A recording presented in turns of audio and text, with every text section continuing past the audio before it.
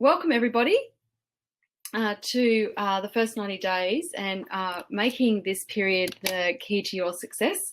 I'm Elise Sernik and I run Leadership Space.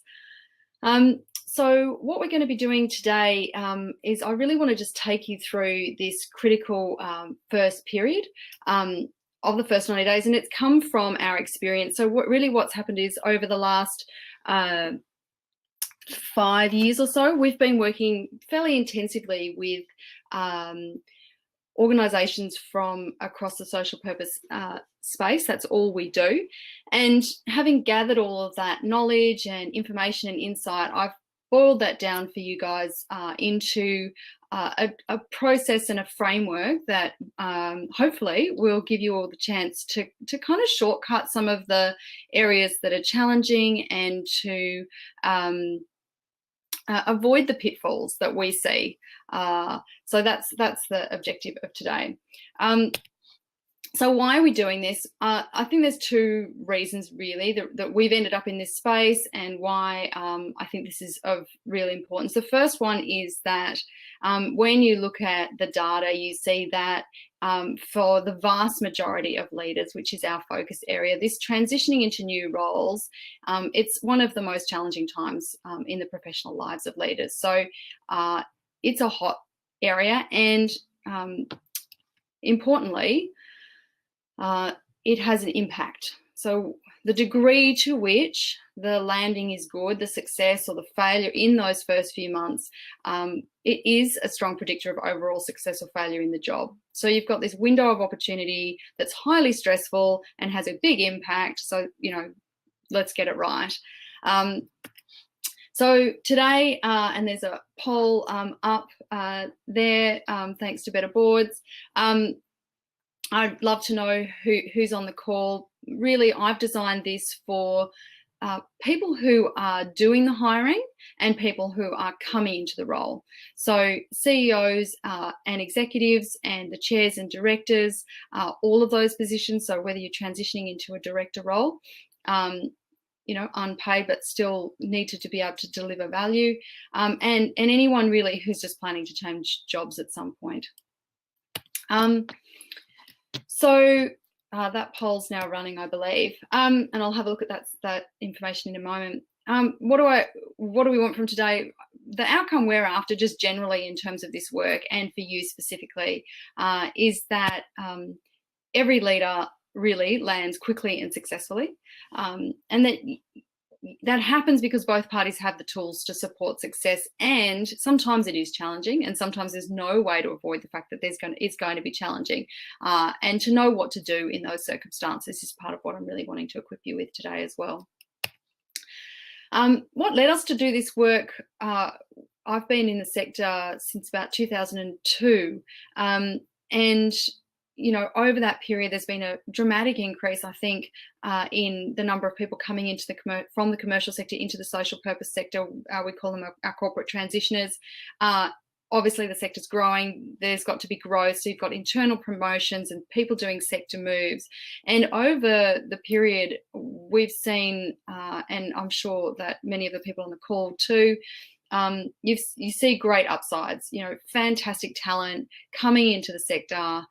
Moving through the sector, making a career of it, which is what we need, and those moments where there's, it's not great, where people come in, they don't land well, the organisations kind of don't receive them, a bit like an organ transplant that hasn't worked. And we've seen all those casualties, and I guess over the period we've heard, too many times, I wish I'd known. Sometimes that's, I wish I'd known I was set up for failure, either because of myself or because of the organisation. I wish I'd known to think about certain things, or if it's going badly, I wish I'd known that there was help, and we could have actually intervened earlier to head this stuff off at the pass before damage was done to both parties. So that's why we're in it. So what I'm going to do over the next 55 minutes or so, I'll give time for questions at the end. I want to look at what are the common pitfalls, give you a roadmap for landing well, some ideas about how to speed read the risks, when are we more likely to see a risk, which is important when you're in the recruitment process. Some of the stuff that happens behind closed doors, that's helpful to know, and then just closing with sort of our top tips. So let's go to common pitfalls first. I think the first thing for us is that if you look at what happens preceding somebody joining an organisation, there's this busy piece where if you're searching either internally or internally and externally or just externally, it's uncertain, it's time consuming for the people who are doing it, and it's often costly. And the whole organisation's kind of often waiting for this person to arrive. So this whole piece that goes before the appointment process and the interviews and the selection and the shortlisting, and then you finally decide and the person is hired and there's this great relief. And often that's kind of the end. And I guess what we're focusing on is this middle bit between the woohoo, we've got somebody, and this person is now part of the organisation. And how do you do that middle piece? And I think that first challenge is that at the moment, what we see a lot of is that this transitioning piece is treated quite transactionally. So there's a focus on things like the induction plan. So give them a desk, make sure they have a phone and an email, have them meet everyone and give them all the documents. And it's kind of like, tick, we've done that, they should be right. And this is what we're drilling in for this session is what else, what's in the black box that sits between kind of the hired part and you're part of the organisation. We see that the challenges that often manifest in the transitioning piece the seeds have been sown through the recruitment process. So just wanted to pause here, because if you get this bit right, then you often see less challenges down the road.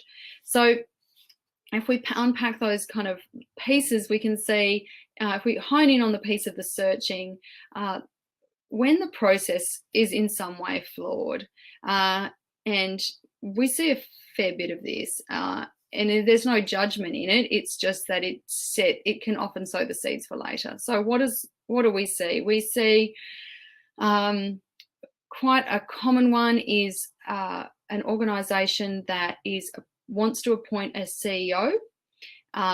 Previous CEO has gone or is going, and a new CEO is needed, and the board looks to the executive team, makes the decision that no one on there is right, and decides not to interview anybody from the executive team and to go straight to the piece of external recruitment.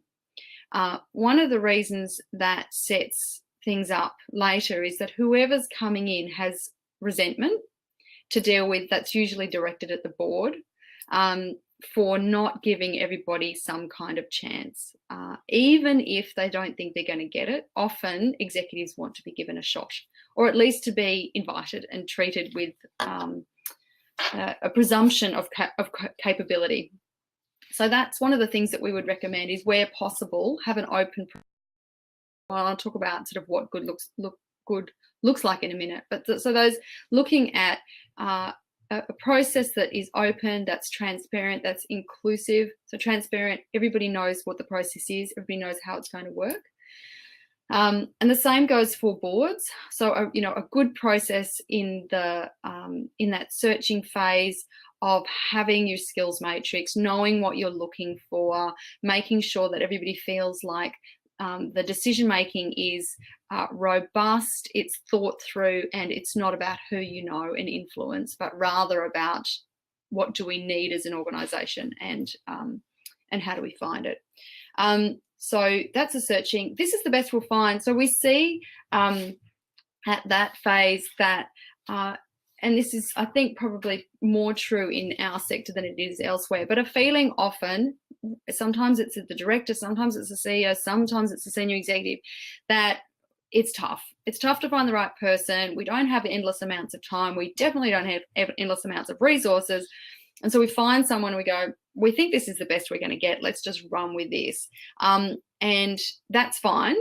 It might be the best you'll get, and that might be fine. But unpacking how that's going to play out and what you need to then do in the later stages is the bit, I guess, that we would say, okay, if that's where you're at, and being really honest that, you know, this isn't probably our ideal candidate, but we're going to run with it anyway. Okay, so what does that mean for the next piece, which we'll look into.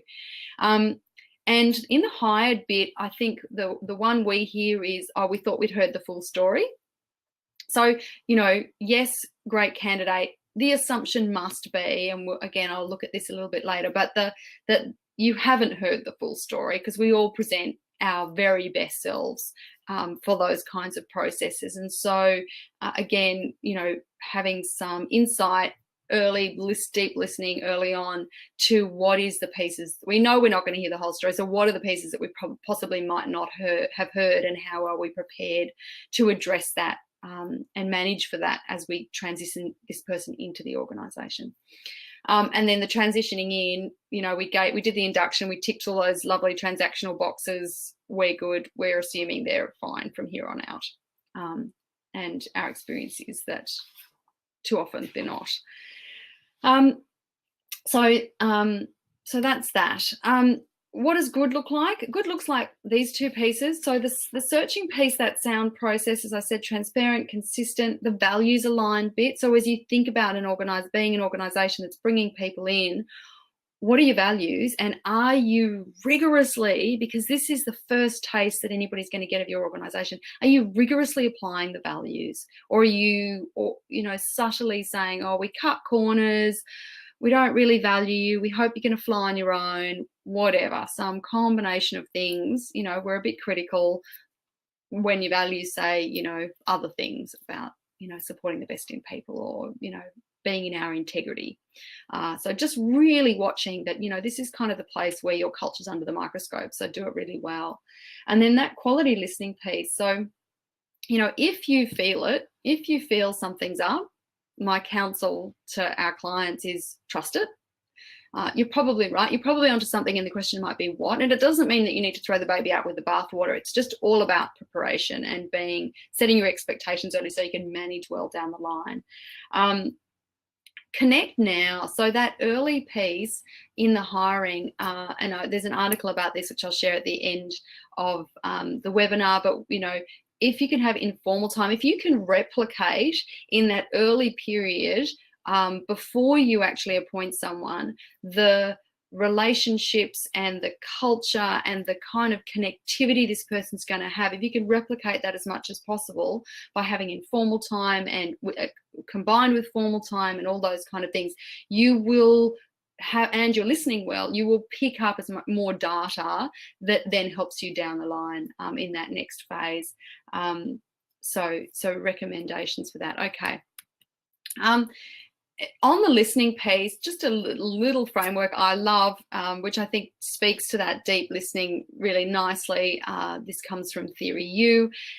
You know, when you're listening one is that you've got your own picture in your head about how the world is, and then as you're listening, you're going, yes, that's true, no, it's not. And actually what you're mostly doing is reconfirming your existing position. You're listening in order to confirm that what you already think is right. And when you're desperate for someone and you're not finding the right person, you are at great risk of level 1 listening, which is kind of unconsciously blocking out what you don't want to hear. Listening 2 is that, you know, more where you're disconfirming. So, you know, you're noticing that, oh, doesn't sit quite right, or hang on, that doesn't line up with what I heard. The next one down is this real empathic listening, which when you, particularly if you're a chair hiring a CEO, and that relationship is the most critical one in an organization, to really get into that listening place where, you know, so for example, a organisation that I've worked with, and because there was a desire to get the person in, the stories I heard early on talking to the CEO, I could tell that the chair hadn't heard them. And that was because he was in listening 2 and I was in listening 3, which is not a competency thing. It's a setup because of the desire for the person to fit. And so to really invite yourself into that, can I really hear the story that the person is telling me about where they've been or how they are, or listen for the anxiety or whatever it is, and then manage to it. And the fourth one I think is not relevant here, but it's about that co-creation, listening to something to emerge from the connecting of the two people together. So what's the roadmap for landing well? So let's unpack now the transitioning in. So this first piece is the marriage of two parties, really. We've got the individual coming into the organisation. And so what I'm going to do is over the next sort of 15, 20 minutes is look at this from both sides. What does it look like from the individual coming in, and what does it look like from the organisation, which should give us a big, good, solid picture for everybody, regardless of which side you're coming in from, because they're relevant in both ways. So this is an introduction. This is, if I, thinking about all the work we've done, if I was to boil all the areas of opportunity and where things really gel and we can see that things are going to work really well, or where the seeds of risks are sown, for me, it fits into these 4 quadrants. The first one, connect. The second one, to vision, align, and deliver. And when you do all of that well, you get this really good fit happening between the two parties. So I'm going to go through each of them in turn. So the first one is connect. So, if we think about, and we, and when we meet with people, I've found an organisation that I want to join. And what we're looking for, so this is looking at it from the perspective of the individual to start with, and then I'll come to the organisation. To the extent to which that person's heart and mind are aligned to the mission, the better they will do. So, for example, an example of this from our experience would be somebody who has moved into an organisation because the position was right, but perhaps not the mission, wasn't their first, wasn't the thing that they felt like they were put on the planet to do, but the position was really good and felt like a good alignment. We know from working in the sector that if the mission isn't completely aligned to the person's heart, they're going to be less effective than if they feel that strong connection. And so the work of the individual is to really kind of clear the clutter away and get really clear on, how does this align to my personal purpose? And can I switch my heart and head on? Because we need both to lead really, really well, and to be passionate, to the extent we need. And that's true whether you're a CEO, director, chair. So doing that work to check in and get that connection really going, honestly and authentically. A lot of people come into new roles and they are escaping something. They've been somewhere toxic, they've been with a boss they didn't like, they've been in a culture that wasn't thriving, they've been in an organisation that was, trying to change too fast or not changing at all. And as you're recruiting, and for the person coming in, to do the work to, without it sounding frou-frou, there's some healing to take place, and clear any reservations, clear the past setbacks. And the way to go about doing that is to really look at what growth is possible for you as an individual as a result of having gone through that journey. And we find that when people do that and stop and pause and actually give themselves the space, which is one of the reasons we're strongly in favour of people taking a break between roles, to actually pause, clear, figure out whatever's going on, reset, themselves. That makes a really big difference. So the other one that we get is that I really love the organisation that I'm joining, but I'm not sure I'm up for it. So either of those cases, the pausing and doing this bit, and I guess you'll see as we go through this model, my experience and my colleagues is that actually the areas that are missing are these first two, that many of us find it easy to skip this because this bit's sort of emotional and it's a bit, cloudy and opaque. And so actually we skip through, and where we see some of the worst fails, they've come because people have whipped around the model and they've gone from connect, vision, align to deliver. And they've missed something in the journey because it's been too quick. So connecting to your authentic self, and that's this diagram here, really, which is that as a leader, the stronger your connection is to yourself and how you're leading, the better you are going to be at leading other people, your team, staff, board members, stakeholders, leading the organisation and leading collaboration. So it does start here. And what you're bringing as an individual when you join the organisation is your ability to connect to yourself and to others. And doing that and slowing down and not racing to prove your quick wins, but actually get the relationships on track early. And this, as we'll see when we come to the other side of the ledger with the organisation, this is a strong role that the organisation needs to play. But the individual coming in, if you come in clear, if you come in really connected to head and heart, clear on how your leadership style is going to change in this environment and what you're bringing and how you're letting go of whatever else happened before, and moving that into a place where you're bringing the learning and not the wound, then the better you'll do. And this piece about building the right relationships, so an example would be somebody who comes in and says, I need to impress my CEO and my board, so I think what they really need is that I build these external relationships quickly and I demonstrate that I've got this fantastic network and that I know how to make decisions and that I'm strategic and all those kind of strong outcomes focused areas. And what happens, and we've seen this in cases where we get brought in because actually the manager has lost the trust of their direct reports. They don't feel heard. They don't feel like their stories have been listened to. They don't feel like the person really knows who they are as individuals and what they're bringing.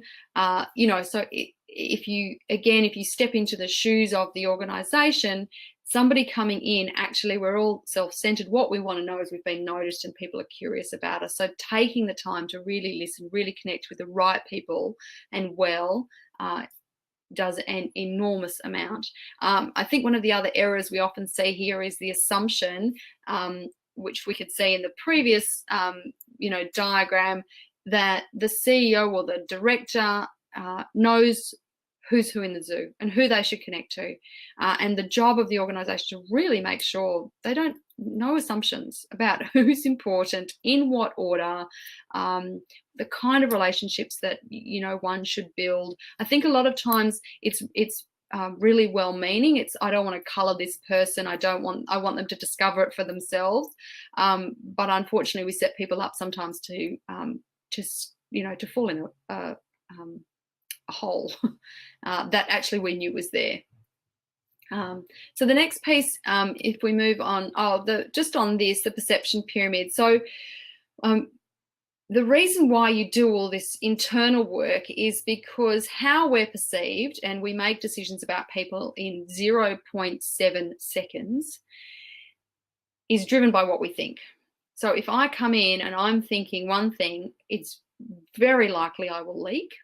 And in my internal dialogue will come out in what I say, in the way I behave, it comes out. So doing that internal work actually is the solid foundations for everything that goes. And that is both sides of the ledger. If you come in and you've hired someone and you're really concerned that they won't perform, that vibe will leak. And so, to get yourself in a better place around it, or that you just have blind faith in the person, and you just kind of like, I'm taking my hands off the steering wheel because awesome, this person's going to run this show again. So let's go on to vision. So the vision piece is from the individual's point of view. I'm really clear on the information I need. I like the metaphor that comes out of one of the authors who wrote on this extensively, and he talks about those first 90 days as being like drinking from a fire hose.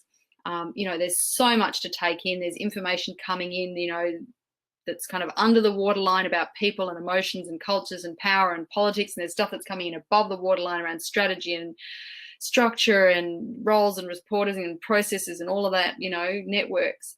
And what do you need to absorb to come into that role, being really clear on what's the information you're looking for, while still saying in, level 3 listening. So you've got to be, practicing those levels of listening at all levels. And so a good induction really enables that. What you're trying to do as you come in, obviously, is to try and form a vision about where's the organisation at genuinely, and where's my value add going to be, which is you're then going to start to implement as you come into a line. But this learning and listening piece and effectively processing. And so we see sometimes people who, at least 50% of us are extroverted processors, which means that we process best by speaking things through. And often when you come into a new role, you haven't built your new mentoring, networks. And so, we see people trying to absorb this massive amount of information and do it in a way that isn't their primary processing preference. And that means poorer outcomes. So the encouragement here is, if you know that you're an external processor, make sure you've got a thought partner for yourself, somebody who can challenge you, notice your blind spots, ask you the good questions, help you to make sure that you're absorbing all the information that you need, ignoring what you don't need, finding a way to coherently analyze it and process it, and that a path is emerging, because we can't do these things sequentially. We always have to be connecting while we're also visioning, while we're aligning and delivering, but slowing that down enough that it's clear what you're doing next. I'm just checking to see if there's any other examples I wanted to share with you about that. I think one of the things that one of the value adds that you can do if you're a board member here too, and as an individual as you come into it, is if, for example, you've never done strategy before. So, we had a client like recently, extremely experienced, but just had never sat in the strategy space before. Being really clear that you're going to need some extra tools, and, having a way to synthesize and analyze high volumes of information quickly, and making sure you access those. I think one of the other big ones is, we're in an environment where nonprofit organisations are going through huge amounts of change. And so for many organisations, what you come into is going to be half cooked, in the sense that, where we're trying to get to is not as clear, and different from where we are now. And so what happens is that, or people walk into things, new recruits, leaders walk in, and the most common refrain we hear is, "Oh my goodness, it's not what I thought. There's more complexity. I'm looking under rocks and I'm finding surprises. The previous person wasn't as good as everybody made out, but everybody's holding them in really great regard. So now what do I do? How do I let on that I'm finding out that actually this organisation isn't what I thought it was cracked up to be, and I'm not sure that I can let on." And we'll come to that when it comes to the organisation side. And the emotions that go with that of, have I made the wrong decision?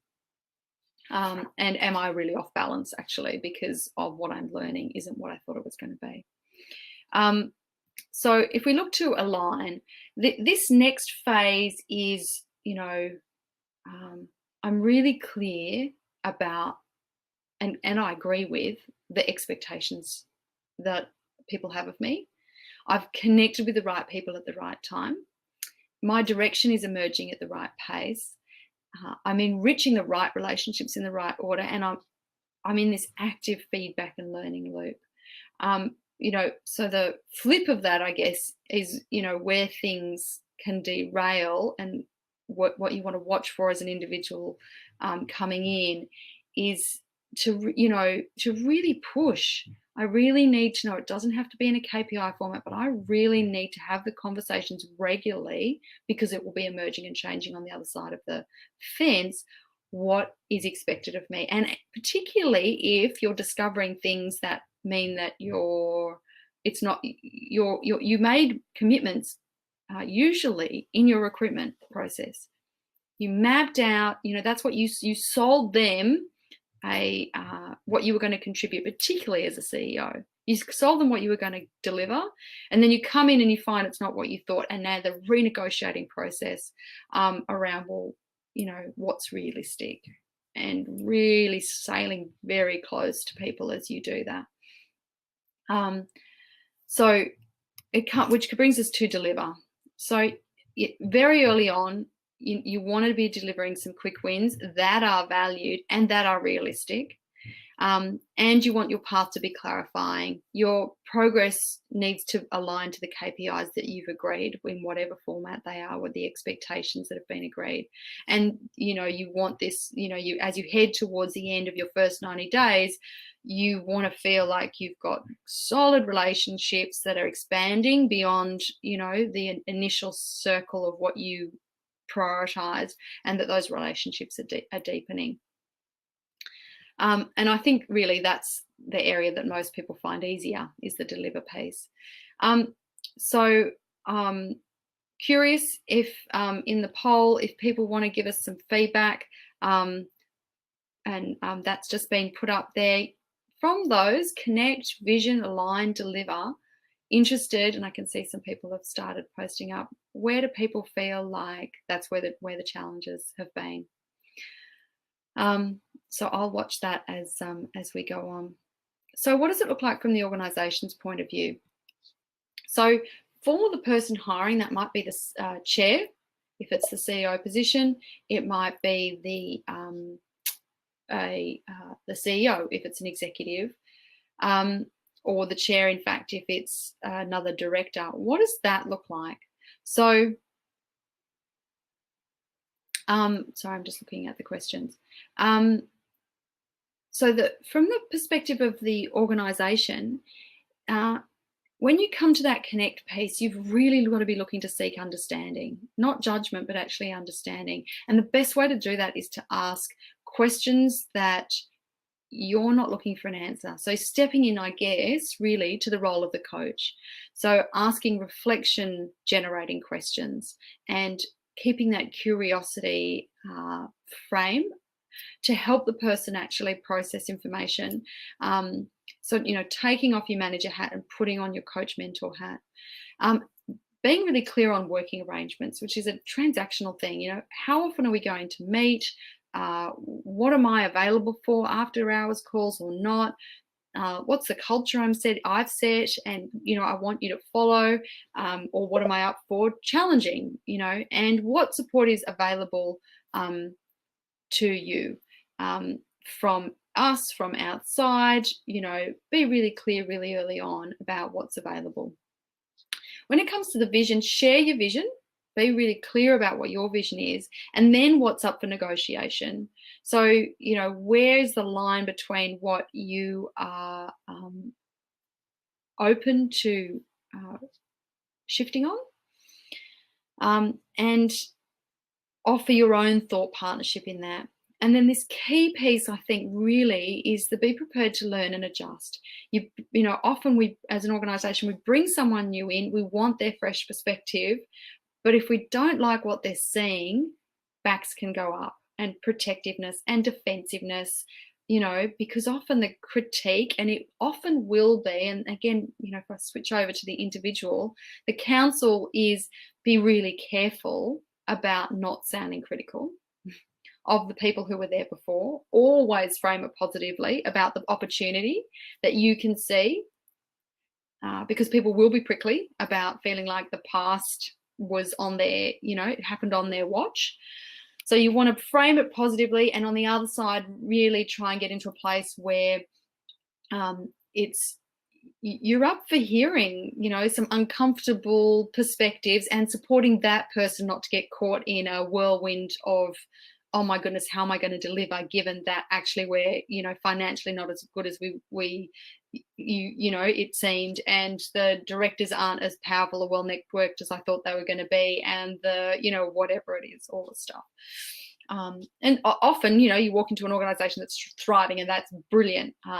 One of the things we've done for organizations around this visioning, aligning piece is sitting in and facilitating or just kind of thought partnering with the CEO or the incoming person to make sure that they're asking. We can ask questions that sometimes they can't ask. So that's, that can sometimes help, is to have someone to say, so how come you've, whatever, or it seems like this is happening, how have you been managing this? Or does this seem, has this been an issue, or am I reading it wrong? And it just allows the person coming in to, we can be the bad cop and they can be the good cop. The setting explicit KPIs early, I've talked about, and communicating really well. Stay in your lane. So, if you're the board and you're hiring a CEO, don't start operationally fiddling at the point at which you've brought someone in. Really stay in your lane. And that's true for executives around. Everybody often kind of either comes in too hard or stays away. And trying to get that right balance, that you're communicating well, you're staying close, but you're staying in your lane so that the person can thrive, and you're listening really well so you can track that progress. Model the values. Again, this is a moment where the best you can do in terms of strengthening the culture and the organization's leadership early on is to really be really thoughtful about, well, let's revisit our values, and if it's a CEO you're hiring, have a discussion at the board. What are our values? Let's make sure we all know them. How are we going to behave? Are we really clear? And then finally, we get to the deliver piece. So as the person coming in, you're wanting to make sure that you're delivering. As the hiring manager, you're wanting to track what matters. So being really clear, what is it that I need to know, and I need to know early. And this means, when you bring someone in, and again, if we think about the areas where we're coming in to support success and things perhaps haven't been done the way they needed to, you come in and the manager, whoever that is away overseas or super busy at the moment, that person arrives. And so things are allowed to fester. The CEO's doing all this external work, and someone comes in and flies under the radar and is slowly making lots of micro mistakes that they can't see are micro mistakes. They need somebody else to actually go, oh, that's not the way we speak about it around here, or that word makes people remember X, which, is kind of bad history, or whatever it is, the little tiny pieces that, that only an organization knows from the inside. Your responsibility as the hiring manager is to clear the obstacles out of the way, communicate regularly, and then deliver the recognition. Again, there will be things that people don't get right in those early days. Human beings have a 5-to-1 ratio, which means for every negative piece of information we receive, in order to keep ourselves on an even keel emotionally, we need about 5 positive. That's just the way human beings are set up. Our failures or stresses always loom larger than our successes. So as a manager, your responsibility is to actually police the 5-to-1 ratio and be really conscious that we know this is one of the most stressful times in a person's life, regardless of whether it's a paid or an unpaid position that they're joining. So how can we really ensure we're supporting that person's information, connectivity, sense of belonging, clarity on what behaviors are in and out, and their own internal, keeping their own healthy internal ecosystem of positive feedback. So that cluster of things done well by the hiring manager makes an enormous difference to what happens next. One of the things I wanted to flag is that as for all of us, whichever side of the ledger you're on, you want to expect all 4 quadrants of what's called the Johari's window, for those of you that know it. So it basically looks at, there are things that I know about myself and that other people know about me, and that's what we call open. It's public knowledge. It's what I show you. It's what I showed you in the interview process. If you did, personality profiling, some of what was in there will be open. Then there's the stuff which is known to me, but I don't show you. And this is where the past history of being in an organization, perhaps or having an experience that's negative, I probably won't show you. And you need to be listening really carefully to pick up that there might be something in here that's relevant that will help. If I know it as your hiring manager, I can help you thrive. But there's always stuff in that private place. And what you're trying to do with all that relationship building is I will show it to you if I trust you. And if you show me that you are, you're good with confidentiality, that you're good at non-judgmental listening, then I'm more likely to show you than not, which we want to know early when we're bringing people in. And then there's the stuff that sits on the right-hand side. That's the stuff that I don't know about myself. The most uncomfortable is the blind, which is I don't know it about myself, but you're seeing it. And that's where my growing edge is. This is what I can learn because it's out of my awareness if you give it to me in a way that I can tolerate it. And that's where you have to be super careful that you're in a 5-to-1 ratio, because that's where I'm not going to cope very well. If you're out of whack on the 5-to-1 and then you chuck me something out of my blind, my anxiety, my amygdala is going to trigger, my prefrontal cortex is not going to be working awfully well, and I'm going to make bad decisions. And then there's the stuff which is, unknown to others and unknown to me. And this is, the place. So, a lot of the coaching work sits in that right-hand corner and pulls out the stuff that's in the hidden to bring it into the open so that you can navigate and use it. And so if you use good coaching approach as a manager, you've got a chance of getting into those places, and then you need to be really thoughtful and careful that you deal with it well. But there is a limit to what people will show because of positional power, and if there's a hierarchy in place, it's just not in my best interest to show you too much out of some of those quadrants. So again, I know this isn't a plug for our work, but this is one of the reasons why these first 90 days programs are quite helpful, is because we can get to places that other people just can't.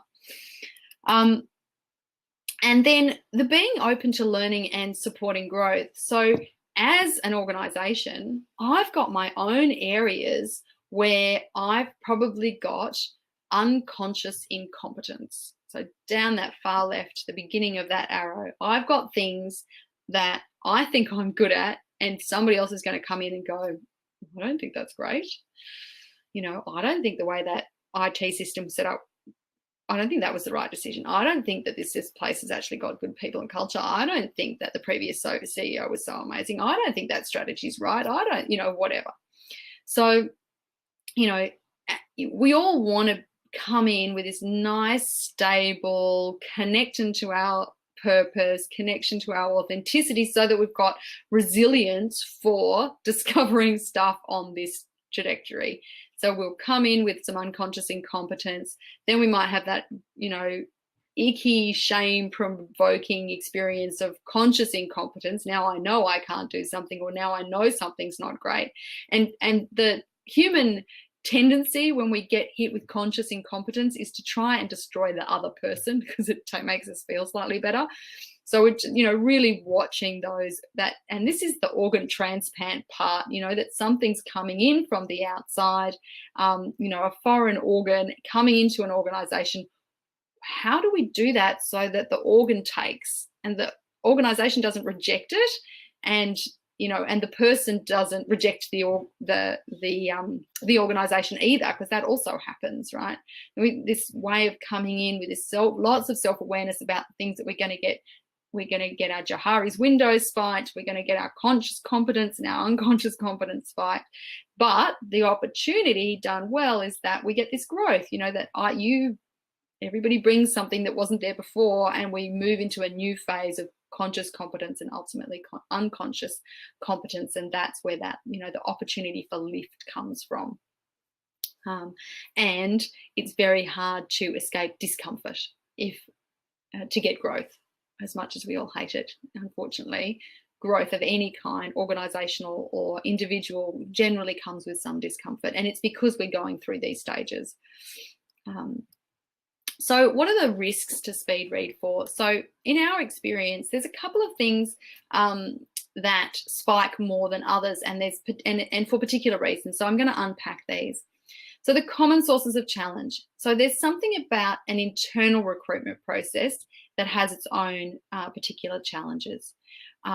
So examples are, so that process piece that I talked about earlier, that's definitely part of it. You do the process well. But even so, if you're coming in to an organisation from outside, you don't have previous relationships. You don't have to renegotiate who you are, and that now before you were a friend and now you're a manager, or before you were a colleague that did this and now you're a manager that does that. That internal recruitment, that internal move inside an organisation means that there's particular things to watch for, and that renegotiating of your role inside the organisation and doing it really explicitly. So both parties need to recognise that's a risk and a source of challenge, and manage to it. It's all manageable. It's just knowing that, okay, well, this is going to be one of the challenges. What are we going to do about it?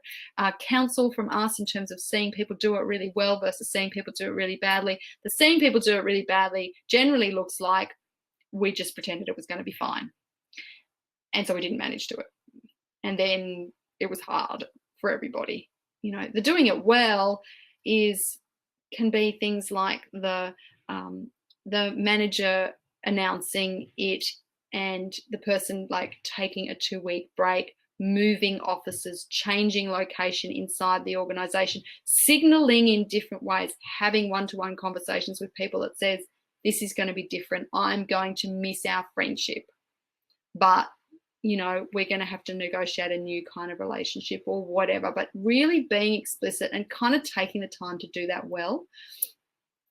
So the more, this is where ritual, you know, the role of ritual is quite powerful, like the moving the desk or the changing the phone number or the, you know, having some kind of a little event, as well as the small micro things of changing the relationship make a big difference.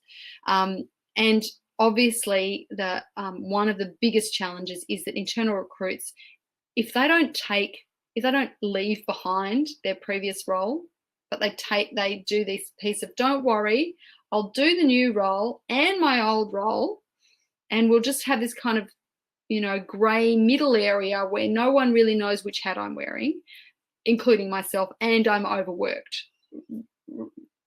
If at all possible, avoid that, because that is all the wrong pieces, you know, clumped together. The overwork means that the person's going to be unable to process things effectively.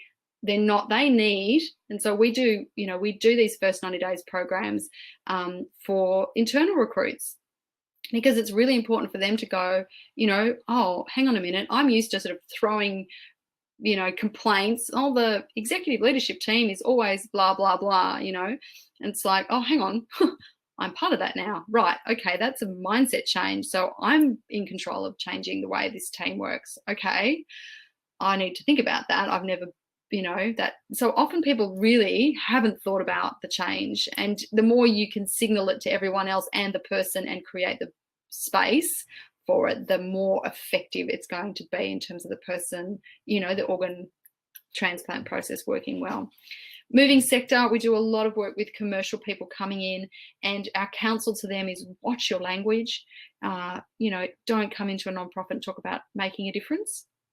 It's patronising, and all kinds of other things. Again, I've got an article which we wrote, which was from interviewing lots of people who transitioned, and there's some fantastic, you know, insights and recommendations that are in that article, if that's an area of interest for you.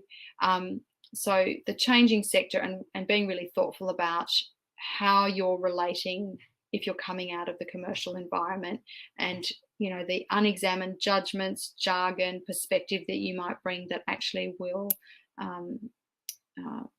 mean that people have an adverse reaction to you in ways that you don't understand early in the 0.7 seconds period, you know.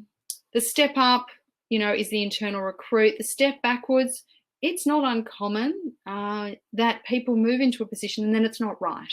And the ability of an organisation to actually negotiate a person backwards into the right place is really powerful. It can be done. I've seen it done many times. Or a kind of sideways reduction, so moving people too fast and then realizing you've made the wrong decision and moving backwards, and negotiating that with the person can be done, but needs to be done well. The tricky past experiences I've spoken about, if you're moving from a corporate, sometimes you're leaving the corporate sector because you're overworked and you're tired and you feel like your life is meaningless and all you've done is accumulate wealth. And so people tip the other way and jump to the other polarity of, now I want flexibility or whatever. And so, clarifying what the past experience is and making sure you're not being too reactive around that. The big cultural change, and the last three, the challenging context and the significant change underway or required. Change management is an area that the sector is getting better at, but is still relatively new. And so, renegotiating the balance between sustainability, financial outcomes, and the mission, renegotiating the culture and the degree to which it's professional versus informal. All of those things, the level of ambiguity that is in place inside the organisation, the degree to which that is unclear or it's got friction will create more challenge for the person arriving. And so the more skill they've got in that area, the more awareness they've got that that's what they're walking into, and the more awareness that the organisation has, the easier that will be. So looking for that and speaking about that explicitly would be the recommendation from us. So some of the things we hear, how to spot the signs. So people say stuff like this to us and we're like, oh, so this is the things I share with you because I've heard them and I know that it's not a panic, it's a, little flag, something to follow. There's a canary in this gold mine, where does it go?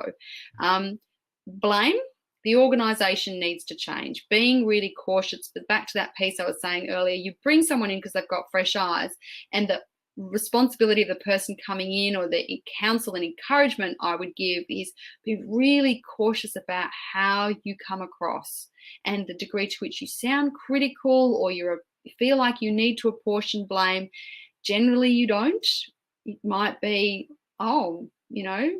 things are different to what I expected. I see an opportunity for us to be better in this area. And I'm sure that the person who was here before me or whatever was well-intentioned and really skilled. Like, be really diplomatic in that, honest, but diplomatic.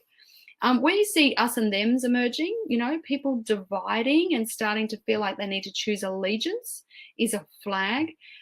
Obviously, people voting with their feet and leaving. Always, if you can, do exit interviews and try and get as much, really invite the people who are going, if that's what you're seeing.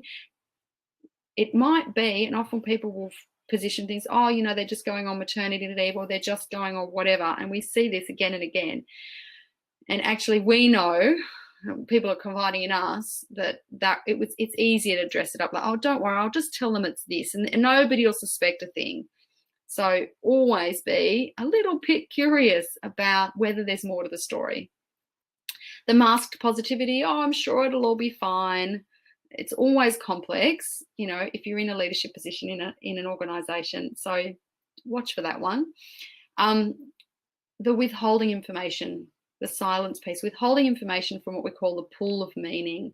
So, the degree to which the new director isn't speaking, the degree to which the new executive member isn't speaking, that's a flag. And it's one to slow down and kind of look for, hang on, something's almost always not right. That connect, align piece and vision piece hasn't been done well enough. Slow down, back up, pick it up. We see directors who just come in and they assume that somebody's going to show them around and nobody does, and so they just sit there. That person needs to have coffees and build those one-on-one relationships with the other directors. They need to do all of that work, and then you will see them sharing, regardless of whether they're an introvert or an extrovert. And conflict avoidance, oh, it's very different around here, and self-doubt that maybe it's my fault. So all of those things are a flag to us that something's not right, something's not going well in this, and to back up and pick up that circle. Top tips, and then I'll try and leave a moment for questions. So it's 5 of them. Focus on that high quality relational time for both parties. Set and clearly communicate and negotiate the expectations. Be realistic about how positional power, somebody's hiring somebody else, influences what everybody shares and knows about the situation. Consider a thought partner facilitator, whether that's a colleague or a friend or a coach or somebody, to support that first 90 days. Reflecting, processing, visioning, the influencing. If you can put in some support there, it will pay dividends down the line. And put yourself in the picture, which is to say, if the organisation's got to go through change and you don't feel personally challenged, then you're not in the picture. So it's good to feel that. It's good to feel personally challenged, because it says that you're close enough to the situation, because that's information that you're gathering about how the person's doing and how you're doing and how the organisation's responsive. And that's a piece about being around enough in that phase, if you've to make sure that you're getting that data. 2 seconds on us, and then I'll take any questions.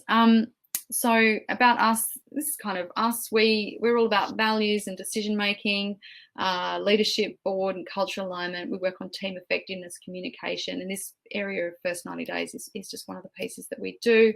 Most of our work's in the area of executive coaching and leaders, team coaching, and we do this career work too, so helping people figure out what they want to be when they grow up, and getting there, whether they're coming into the sector or from elsewhere.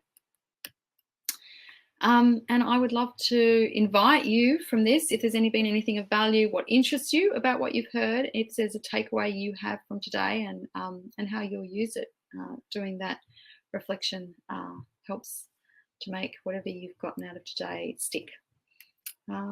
There are a couple of resources that I would flag. These are all on our website. So there's 2 articles. One's the 5 tips for creating a more strategic board, which is interviews with a bunch of really fabulous board members, and one on making executive transitions work, which I reference.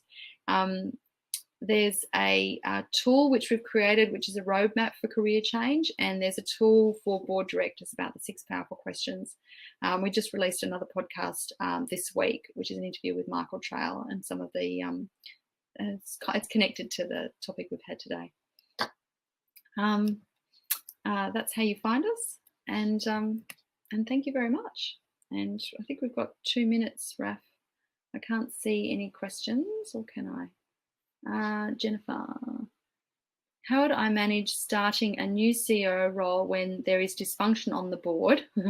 Very common. And you are getting mixed messages, expectations from them, and resistance to change. Yes, absolutely. You're in exactly the spot that we find so many of our clients. So how do you manage it? A couple of things is one person on the board must be responsible for giving the CEO their KPIs. So even if you're getting it from everywhere, get it in writing from the CEO, from the chair, and make sure that that's the focus for your relationship.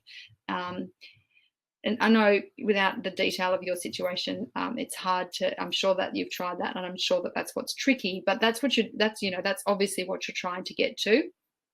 And then feed that back. If you need to summarize what you've heard, put it in a 1-pager. If it's not appropriate for it just to go back to the chair and you need everyone to hear it, then, find ways to flag it at a board meeting that this is what I'm working to, and only the chair can change it.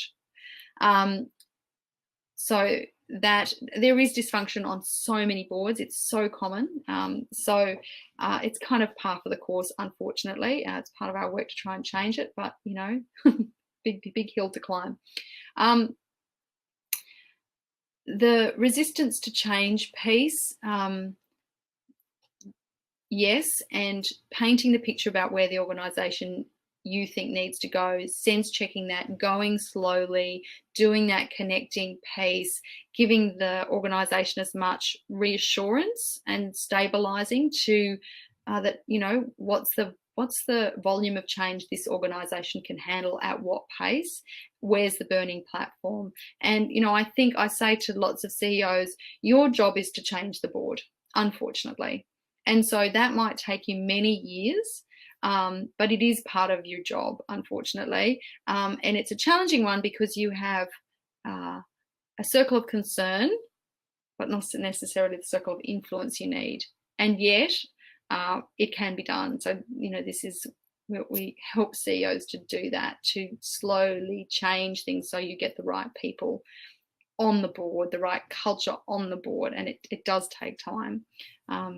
But getting that alignment between the board culture and the executive or staff culture, you know, is hard work, but critical, you know, because as they say, the fish rots from the head. So, you know, it's if you can do it really well and bolstering and strengthening your team, you know, as a CEO and your team, you know, makes a big difference. How are we doing on time? I think we're at time. So I'm going to say goodbye. Thanks everyone for participating and for showing up. I hope that you got something out of it, and please feel free to get in touch if there's anything that we can do to support you, any further questions you have, or you can't find the articles or whatever. So thank you very much.